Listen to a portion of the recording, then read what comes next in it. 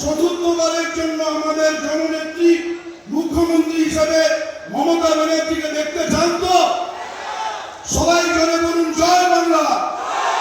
যারা আপনারা এখানে উপস্থিত রয়েছেন, আজ থেকে মাঠে ময়দানে থাকুন, প্রত্যেকে নিজেদের বুথ আগলে রাখুন।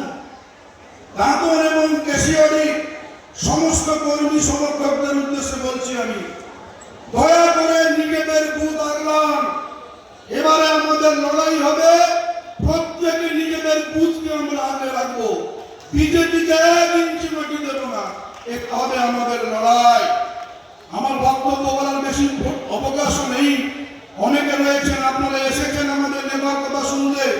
যে যেখানে আছেন, আজ থেকে ডোর টু ডোর প্রচার শুরু করুন। মোবাইলে আপনাদের পরিজনদের, আত্মীয়দের, বন্ধু বান্ধবদের মেসেজ পাঠান, বলুন 26-এর লড়াইয়ে আমাদের বাঙালিকে জিততে হবে।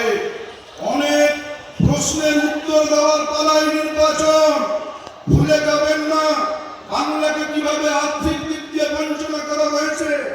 আমাদের 100 দিনের টাকা আটকে রাখা হয়েছে, জল মিশনের টাকা আটকে রাখা হয়েছে। সমস্ত কিছু জবাব দেওয়ার পালা এই 26-এর নির্বাচন। এই লড়াই বলুন সবাই জিতবেন তো? রামজীবন মান্ডিকে এবং আমাকে এই দুটি বিধানসভা থেকে বিপুল সংখ্যক ভোটে জয়যুক্ত করে অভিষেক ব্যানার্জি, মমতা ব্যানার্জির হাত আপনারা শক্ত করবেন, এই আবেদনকে